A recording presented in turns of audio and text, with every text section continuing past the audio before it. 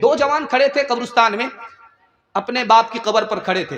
एक जवान बोला कि देखो ये मेरे बाप की कब्र है, सीमेंटेड है, पुख्ता कब्र है, मेरा बाप मालदार था, रईस था, कब्र से पता चलता है कि मैं ऐसे वैसे का बेटा नहीं हूं, बहुत मालदार का बेटा हूं। और वो तुम्हारे बाप की कब्र है, देखो घास फूस की कब्र है, कब्र से पता चलता है कि तुम्हारा बाप अमीर नहीं गरीब था। 100 चोट सोनार की, 1 चोट लोहार की। गरीब के बेटे ने कैसा जवाब दिया मैं आपको सुनाने के लिए जा रहा हूं, उस पर पैगाम को खत्म कर रहा हूं। गरीब के बेटे ने कहा कि बात तुमने सच कहा, वो तुम्हारे बाप की कब्र है, सीमेंटेड है, पुख्ता है, कब्र से पता चलता है कि तुम अमीर बाप के बेटे हो। ये घास फूस की कब्र है, कब्र से पता चलता है मैं गरीब का बेटा हूं। लेकिन जब कयामत कायम होगी, कब्र से मुर्दे उठेंगे, तो मेरा बाप तो झट से मिट्टी झाड़ करके जन्नत में पहुंच जाएगा, तुम्हारा बाप पत्थर ही हटाने में लगा रहेगा। ओ गाफिल इंसान इंसान, ओ गाफिल इंसान, ओ गाफिल इंसान इंसान, ओ गाफिल इंसान। हाथों से तूने अपने कितने जनाजे, आंखों से तूने अपने, आंखों से तूने अपनी कितने जनाजे देखे, हाथों से तूने अपने दफनाए कितने मुर्दे, अंजाम से तू अपने, अंजाम से तू अपने क्यों इतना बेखबर है। ओ गाफिल इंसान इंसान, ओ गाफिल इंसान, ओ गाफिल इंसान इंसान, ओ गाफिल इंसान। मखमल पे सोने वाले मिट्टी में सो रहे हैं, शाहो गदा यहाँ पर एक साथ सो रहे हैं। दोनों हुए बराबर, दोनों हुए बराबर, ये मौत का असर है। ओ गाफिल इंसान इंसान, ओ गाफिल इंसान, ओ गाफिल इंसान इंसान, ओ गाफिल इंसान। माशाअल्लाह, इतना खूबसूरत जलसा है कि जो लोग खड़े हैं, जब से खड़े हैं मोहब्बत में डूब करके इतना सुन रहे हैं कि पांव का दर्द भी महसूस नहीं करते हैं। अल्लाह आपकी मोहब्बत को सलामत रखे। जो लोग बैठ गए हैं तो सट सट करके बैठे हुए हैं, माशाअल्लाह आपके सट करके बैठने की वजह से आपको ठंडी नहीं लग रही है, लेकिन डर इस बात का है कि आप लोग इतना सट गए हैं, भूल से किसी का हाथ किसी की जेब में गया तो बटवा साफ हो जाएगा। कस्बा टोली का एक भिखारी था, बड़ा चालाक था, भीख मांगता था, लूट करके लाता था, कूट करके खाता था। एक बस्ती में एक दिन में भीख मांगता था, आता था, जितना कमाया जितना लाया सबको बैठ करके खा जाता था, सुबह को फिर निकलता था, एक बस्ती से मांग करके लाता था। एक दिन उसने प्लान किया, ऐसा करते हैं 10 बस्ती में भीख मांगते हैं और उसके बाद लूट करके लाएंगे, बैठ करके खाएंगे। वो 10 बस्ती घूमता रहा, भीख मांगता रहा, झोला भरता रहा। जब तक झोला भरा नहीं वो मांगता रहा, एक बस्ती से निकल करके दूसरी बस्ती, दूसरी बस्ती से निकल करके तीसरी बस्ती, मांगता रहा। जब झोला भर गया तो घर आया तो देखता क्या है कि उसकी ससुराल के 10 मेहमान बैठे हुए उसका इंतजार कर रहे। उसने कहा कहाँ गए थे? कहा कहीं नहीं गए थे, जहां थे वहीं थे, जहां थे वहीं हैं, कहीं कहां जा सके। प्लान तो बहुत कुछ किया था लेकिन सब प्लान खाक हो गया। एक आदमी तिजारत करता है, कारोबार करता है, दुकान खोलता है, सुबह से लेकर के शाम तक बैठता है, पसीना बहाता है, 100-200 रुपए कमाता है, उसकी बरकत का अंदाजा आपको नहीं है। एक आदमी LIC की किस्त लेकर के, लोन लेकर के कितना परेशान रहता है कि ये दुनिया उसके लिए जहन्नम बन जाती है, आपको अंदाजा नहीं है। इस्लाम ने कारोबार को हलाल कहा, सूद को हराम कहा। जानते हैं क्यों? सूद में एक आदमी का फायदा होता है और कारोबार में 10 का फायदा होता है। इस्लाम इंसाफ का दीन है, वो 10 का भला चाहता है, 10 का नुकसान नहीं चाहता। अच्छा, सूद हराम क्यों है? जब आदमी कारोबार करता है, पैसा कमाता तो रहम आता। अभी देखिए कि एक आलिम है, दीन ने मुश्किल से 100 रुपया का पेड़ा होगा, 5,500 रुपए में उन्होंने डाक ले लिया। यह जज्बा क्यों पैदा होता है? हलाल कमाने की वजह से। जब आदमी हराम कमाता है, सूद खाता है, कमाता है, तो जानते हैं कितना बेरहम हो जाता कि आंख से पानी उसका खुश्क हो जाता है, आंख में पानी नहीं होता। दुनिया में 232 मुल्क हैं, एक मुल्क का नाम है हॉलैंड। एक बूढ़ा आया अपनी बेटी के पास कि बेटी, मैं तुम्हारे घर में मरना चाहता हूं, मेरा तुम्हारे सिवा कोई सहारा नहीं है। बेटी ने कहा कि अब्बा, इरादा बदल दो, मेरे घर में दाखिल होने की गलती मत करना, वरना लात मार करके घर से बाहर निकाल देंगे। मोहल्ले के लोग जमा हो गए, बेटी को मलामत करना शुरू किया, कह रहे तुम्हारा बाप है, बाप को बाप समझो। तो कहा कि इस बाप का किरदार तो पहले जानो कि मेरा बाप सूद खाता है, कमाता है। मुझे कर्ज की नौबत आई, मैंने अपने बाप से कर्जा मांगा, इसने मुझे सूद पर कर्जा दिया और सूद का एक एक पैसा जोड़ करके वसूल किया। इसने बेटी को बेटी नहीं समझा, तो मैं बाप को बाप क्यों समझूं? जब आदमी हराम खाता कमाता है तो अपनी औलाद की निगाह से भी गिर जाता। अभी आप साहब ने सुना, हम लोग सुन रहे थे, दिल साहब शेर पढ़ रहे थे, कारी रूहुल्लाह साहब ने ऐलान किया कि एक बाइक की चाबी गुम हो गई है। मैं तो दुआ करता हूं कि वो बाइक ससुराल की ना हो, अगर ससुराल की होगी तो चाबी मिलेगी नहीं। जैसा माल था वैसे ही मसरफ में चला गया। एक चोर बस्ती में आया जलसा सुनने के लिए, सोचा कि मौके से फायदा उठा करके निकल जाते हैं, तो उसने एक बाइक को चुराया और वो निकल गया। दूसरी बस्ती में पहुंचा तो एक जवान से बोला कि ये बाइक खरीदना चाहते हो? कहां खरीदेंगे? कहा कितने में खरीदो? कहा कि जो पैसा मांगोगे उतने में दे देंगे, लेकिन बाइक पर चढ़ करके देखेंगे इसकी चाल कैसी है। वो बैठा तो 9-11 हो गया, ये इंतजार में बैठा है। जब घर वापिस आया तो बीवी ने कहा क्या किया? वो जो बाइक लेकर के गए थे बेचने के लिए, कितने में बेचा? कहा जितने में खरीदा था उतने ही में बेच दिया। ये जिंदगी आने जानी है, ये दुनियादारे फानी है, बेकार की आना कानी है, ये तेरा है वो मेरा है। कारून गया दौलत न गई, दारा भी गया हशमत न गई। कारून गया दौलत न गई, कारून गया दौलत न गई, दारा भी गया हशमत न गई। इंसान की मगर खसलत न गई, ये तेरा है वो मेरा है।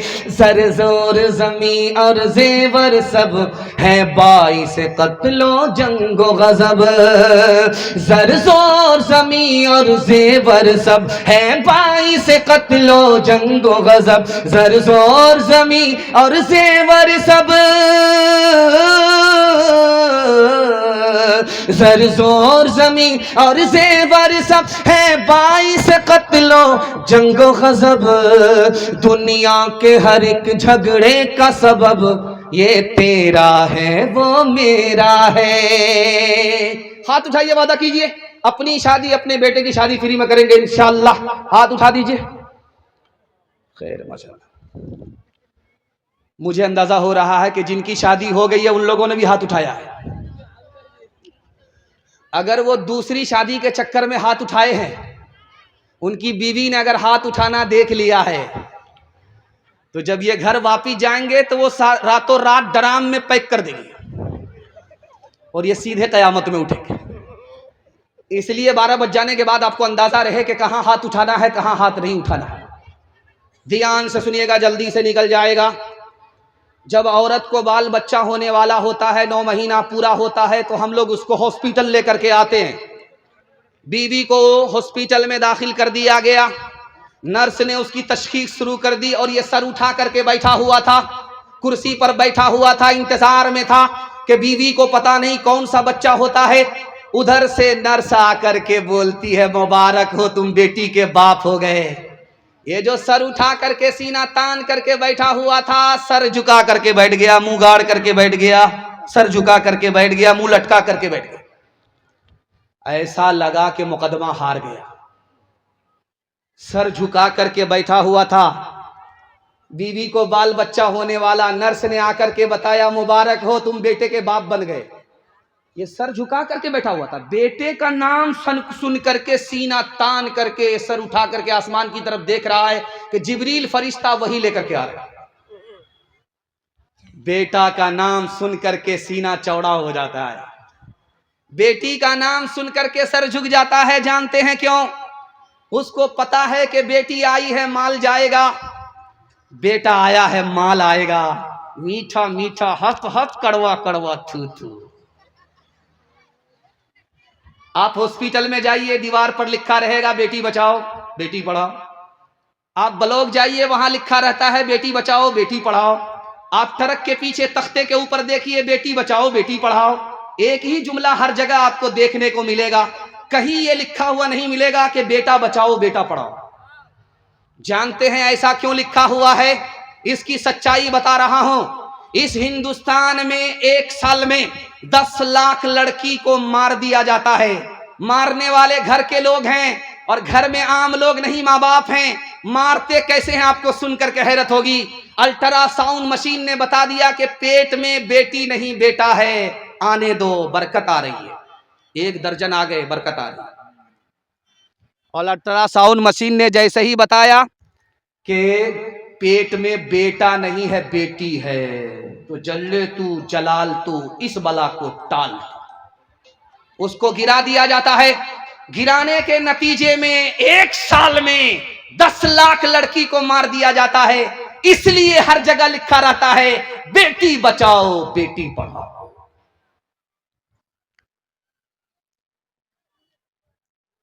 इस बिघोर में चाहे बारसोई में, हर जगह की एक रिवायत है, याद रखिएगा उसको, कि जिसके घर जनाजा उठता है लोग मिट्टी दे करके उसी के दस्तरखान पर खाना खाने के लिए दावत में बैठ जाते हैं। ये दावत है कि मुसीबत है? अल्लाह के रसूल की तालीम है, सुन्नत है। जब किसी के बाप का जनाजा उठे, किसी की मां का जनाजा उठे, अपने घर में खाना पकाओ, खाना पका करके ले जाओ, उन मुसीबत के मारों को 3 दिन खिलाओ। 3 दिनों तक सोग है, मुसीबत है, मुसीबत का पहाड़ टूटा है, कयामत टूटी है। उन भूखों को, मुसीबत के मारों को तू अपने घर से खाना पका करके खिलाओ। लेकिन गंगा उल्टी बह रही है। बीमार था तो देखने के लिए नहीं आए, और मर गया तो मिट्टी दे करके उसकी कीमत वसूलने के लिए दस्तरखान पर बैठ गए।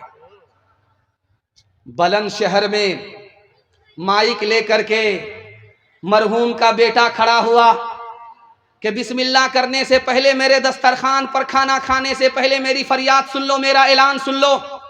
उस लड़के ने कहा कि मेरे ऊपर तो मुसीबत है, मैं मरहूम का बेटा हूं, मुसीबत का पहाड़ टूटा है, मुझे खाया भी नहीं जाता, पिया भी नहीं जाता, और आप लोग रिश्तेदार हैं, मिट्टी दे करके उसकी कीमत वसूल करने के लिए आस्तीन चढ़ा करके बैठ गए हैं। दुनिया में आपसे बढ़कर बेशरम लोग हमने किसी को नहीं देखा। मुझे जो कहना था कह दिया, बिस्मिल्लाह कीजिए। कौन बेशरम होगा बिस्मिल्लाह करेगा? एक एक करके 9 2 11 हो गए। हाथ उठाइए, वादा कीजिए नबी की सुन्नत को जिंदा करेंगे, दूसरे को खिलाएंगे, मुसीबत में काम आएंगे। हाथ उठा दीजिए इंशाअल्लाह। हमारा तो ये हाल अब हो गया है, हकीकत बहुत कम, दिखावट ज्यादा। हमारा तो ये हाल अब हो गया है, कोई चीज असली तो मिलती कहाँ है, हर एक चीज नकली, मिलावट ज्यादा। कोई चीज असली तो मिलती कहाँ है, तेरी पारसाई की शीशा गरी है, दुकान गोया फीकी सजावट ज्यादा, दुकान गोया फीकी सजावट ज्यादा है, इंसानियत भागती आज हमसे कि अखलाक की है गिरावट ज्यादा है, इंसानियत भागती आज हमसे। माशाल्लाह जवानों के हवाले से मैं देख रहा हूं कि बूढ़ों की तादाद कम है, बच्चों की तादाद कम है, जवानों की तादाद माशाल्लाह बहुत ज्यादा है। जो जवान जहां भी खड़ा है बिल्कुल ऐसा लगता है कि मोहब्बत में गड़ गया। मैं कबूलियत की घड़ी में आसमान पर खुदा आ चुका है। अपने जवानों के वास्ते दुआ करता हूं, अल्लाह हमारे जवानों को दीन दुनी राह चगुनी तरक्की से माला माल फरमाए। यहां से लेकर के वहां तक सुनने के लिए तैयार? हदिया हमारे लिए, मैंने मदरसे को हदिया कर दिया। जज़ाकल्लाह जज़ाकल्लाह, मैंने मदरसे को हदिया कर दिया। इतना अच्छा आप लोग सुन रहे हैं ठंडी में। मैं तो घबरा गया था। कारी रुल्ला साहब का जब फोन आया कि मौलाना कहाँ है, तो मैंने सोचा कि ये बताएंगे कि जलसा कैंसिल हो गया ठंडी की वजह से, आगे डेट बनेगा। लेकिन जब उन्होंने कहा कि जलसा हो रहा है, आपको आना पड़ेगा, तो मैंने सोचा कि कारी रूहुल्लाह पहली मुसीबत है, ये जलसा दूसरी मुसीबत है। लेकिन यहां आने के बाद महसूस हुआ कि ये मुसीबत नहीं है, ये इज्जत और अजमत है। अल्लाह आपकी मोहब्बत में, इज्जत में, अजमत में इजाफा फरमाए। जवानों के हवाले से पैगाम सुनने के लिए तैयार? एक बार जोश के साथ हाथ उठाइए इंशाअल्लाह। बूढ़े लोग गलती से हाथ मत उठाइएगा। चचा मैंने आपको देख लिया हाथ उठाते हुए। आप सीधा जन्नत में जाकर के जवान होंगे, हूर से आपका जरूर निकाह होगा, लेकिन यहां दोबारा कोई चांस नहीं है। जनाजा उठा, मुर्दे के पास उसकी बीवी रो रही है। ये तो दुकान छोड़ करके गया है, चलाएगा कौन? उसका देवर खड़ा बोलता है कि मैं चलाऊंगा। आप क्यों घबराती हैं भाभी? उसके बाद वो औरत सिर पीट करके बोलती है कि मेरा शौहर गाड़ी छोड़ करके गया है, चलाएगा कौन? फिर वो देवर लालची आकर के बोलता है मैं चलाऊंगा। भाभी आप परेशान क्यों? उसने कहा कीमती कीमती कपड़ा मेरा शौहर छोड़ करके गया है, पहनेगा कौन? फिर वो ये लालची आकर के बोलता है कि मैं पहनूंगा। अब इस औरत ने आसमान की तरफ सर उठा करके कहा कि मेरा शौहर इतना कर्जा लेकर के गया है, कौन अदा करेगा? वो चुप हो गया। वो कहता है कि हर बार हम ही बोलेंगे, आप लोग कब बोलिएगा? जब मेरा जनाजा उठेगा तब बोलिएगा। आपके हाथ में मोबाइल है, रात में उठिए, दीवार पर मारिए, जमीन पर मारिए, कोई भी चीज हरकत में नजर नहीं आएगी सवाए चूटी के। एक चीज हरकत में नजर आएगी, बाकी सब सुकून में है, हरकत में कोई नहीं है सिवाय चोटी के। रात में उठिए, दीवार पर देखिए, रात में उठिए, टॉर्च मारिए। आपके मोबाइल में टॉर्च है, जमीन पर मारिए, चूटी हरकत में है। सुलेमान अलैहिस्सलाम ने जवानों से कहा कि जवान जानते हो ये चूटी रात में हरकत में है, सुबह में हरकत में है, हर वक्त हरकत में है। ये सोती नहीं है, जागती है। जाग करके क्या करती है पता है? इसको पता है कि सर्दी के बदले में अभी कमाना पड़ेगा, गर्मी में कमाना पड़ेगा, बारिश के बदले गर्मी में कमाना पड़ेगा। रात दिन एक करके चूटी मेहनत से रोजी कमाती है। सर्दी में और बारिश में उसकी जान भी बच जाती है, उसका खानदान भी बच जाता है। जवानों से सुलेमान अलैहिस्सलाम ने कहा, ओ जवान चूटी से नसीहत पकड़ो, महंगाई आसमान को छू रही है। मेहनत करो, हलाल कमाओ, पसीना बहाओ, थक जाओगे आराम करते करते लेकिन गरीब हो जाओगे। मेहनत करते करते अगर थकोगे तो मालदार हो जाओगे, खानदान भी बचेगा, ईमान भी बचेगा। अभी आपने देखा होगा कि नया साल आया था। नया साल में हमारा जवान गांव से बाहर चला गया, लकड़ी लेकर के, दाना और मुर्गा मछली लेकर के गया और बाहर जाकर के पका करके खा लिया, चखना लिया, दारू पिया, बिस्मिल्लाह खराब करके बैठ गया और कहता है नया साल मुबारक हो, नया साल मुबारक। 4 जवान गए बस्ती से बाहर नया साल मनाने के लिए, मुर्गा मसाला सब लेकर के गए पकाने के लिए। तो 3 जवान लग गया। तो एक जवान से कहा कि लकड़ी काट करके लाओ, तो वो कहता मेरे पाँव में दर्द है। उससे कहा मसाला पीसो, तो कहा हाथ में दर्द है। जब सालन पकने लगा तो कहा जरा चख करके देखो कि कच्चा है या पक्का है, तो कहता सर्दी है। और जब खाना तैयार हो गया तो उससे कहा गया आओ खा लो, तो कहता है बार बार इनकार करते हुए शर्म आती, जब कहते हो तो खा ही लेता। कभी ऐ नौ जवान मुस्लिम तदब्बुर भी किया तूने, वो क्या गर्दों था जिसका तो एक टूटा हुआ तारा, तुम्हें उस कौम ने पाला है आओ शे मोहब्बत में कुचल डाला था जिसने पाँव से ताजे सरे दारा, गंवा दी हमने जो असलाफ से मीरास पाई थी, सुरैया से जमी पे आसमाने हमको दे मारा, सबक पढ़ फिर सदाकत का, अदालत का, शुजाअत का,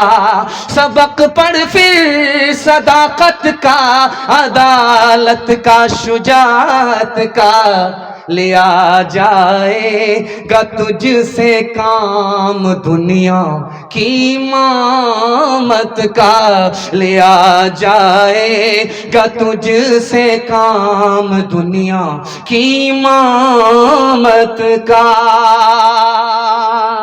माशाअल्लाह, दिल साहब आ रहे थे, मस्जिद में बैठे, मदरसे में बैठे, तो लोग कह रहे कि दिल साहब आपका इंतजार हो रहा है। तो मैंने कहा दिल साहब आपका इंतजार है, चाकू तेज कर दिया गया है आपको ज़बह करने के लिए, कितनी बार आपको कुर्बान होना पड़ेगा। आप लोग इतना खुलूस से, इतने जज्बे के साथ सुनते हैं कि दिल साहब जो मदरसे में बीमार नजर आ रहे थे, मुसाफिर नजर आ रहे थे, यहाँ बिल्कुल तंदुरुस्त, तवाना और जवान नजर आने लगे। यह आपकी खुलूस और मोहब्बत का जज्बा था। अल्लाह इस जज्बे को सलामत रखे। जवानों के हवाले से आखिरी पैगाम, यहां से लेकर के वहां तक हमारे जवान सुनने के लिए तैयार। आखिरी पैगाम, हाथ उठा दीजिए इंशाअल्लाह। जवानी में दारू पकड़ा है, बुढ़ापे में छोड़ देंगे, हाथ उठा दीजिए इंशाअल्लाह। माशाअल्लाह।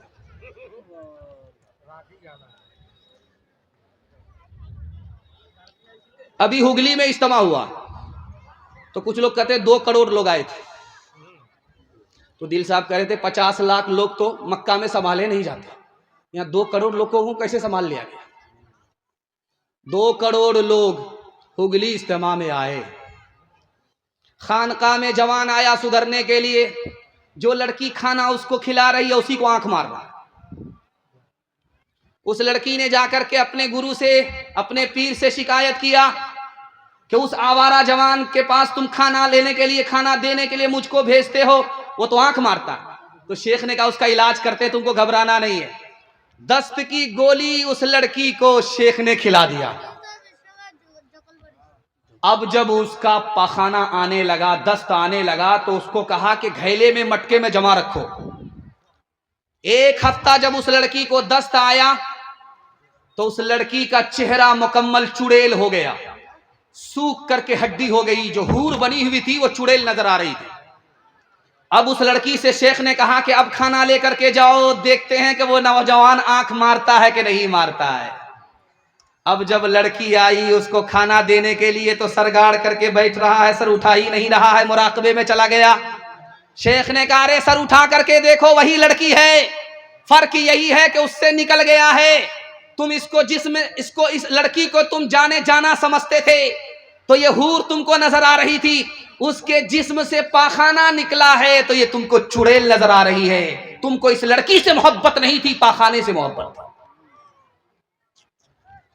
इस मजमे में अच्छा बुरा जवान कौन है, एक लाइन में मैं आपको बताने के लिए जा रहा हूं।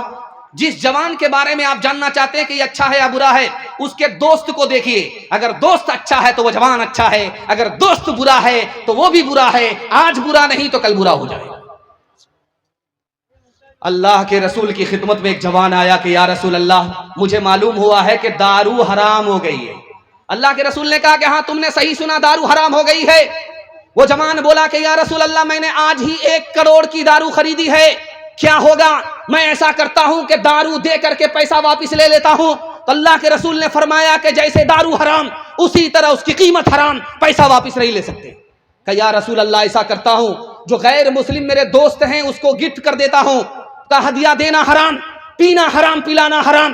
कहा या रसूल अल्लाह गरीब और यतीम का पैसा उसमें लगा है, अब उन पैसों का क्या होगा? तो अल्लाह के रसूल ने कहा मैं जेब से यतीम का पैसा लौटा दूंगा, लेकिन तुमको इजाजत नहीं दे सकता कि तुम पियो और दूसरे को पिलाओ।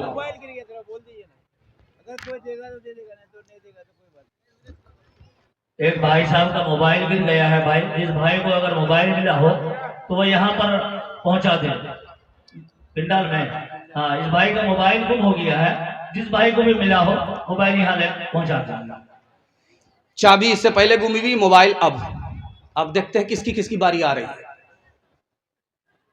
कचरा चुनने वाली औरत को आप देखे होंगे बारसोई में,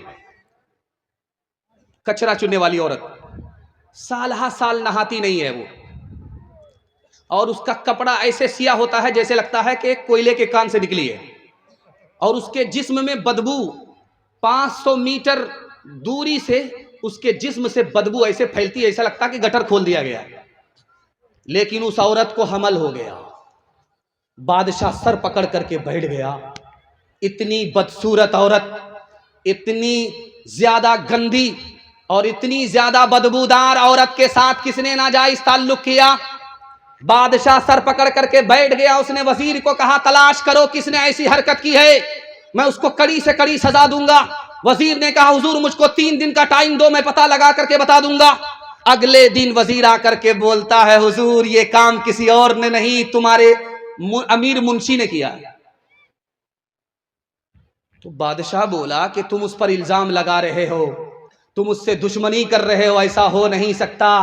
तुमको कैसे पता चला? का हुजूर आप उसको धमकी दे करके पूछिए कि तुम्हारी जान बख्श देंगे, अगर तुम इकरार कर लोगे वो इकरार जरूर करेगा, उसके बाद मैं बताऊंगा मैंने कैसे पता लगाया। जब बादशाह ने उसको जान बख्शने का वादा किया इकरार पर, तो उसने इकरार कर लिया कि मैंने ही ये हरकत की है, उस कचड़े के डब्बे से मैंने जिना किया है।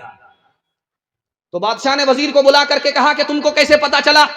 कहा हुजूर ये हिसाब किताब लिख रहा था रजिस्टर पर, और पीछे से नाला बह रहा था, उसमें पेशाब का नाला था, पखाना का नाला था। जब रोशनाई खत्म हुई, पानी की जरूरत पड़ी, तो इसने उसी नाला का पानी उठा लिया। मैंने यहां से महसूस किया कि जो आदमी तबीयत का इतना गंदा है वही ऐसी गंदी हरकत कर सकता है। नेकियां तेरी तराजू में तुले या न तुले, दाग फिर तेरे गुनाहों के धुले या न धुले, दाग फिर तेरे आज ही कर ले गुनाहों से तू अपने तौबा,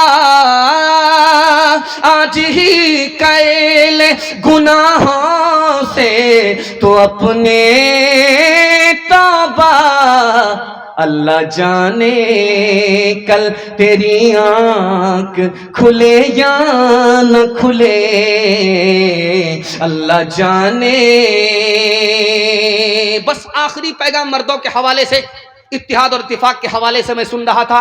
मेहमान खाने में के दिल साहब ने कहा कि हर मसलकी झगड़े को खत्म करो, ये मुसीबत की घड़ी है, एक हो जाओ। मुझे बड़ा अच्छा लगा।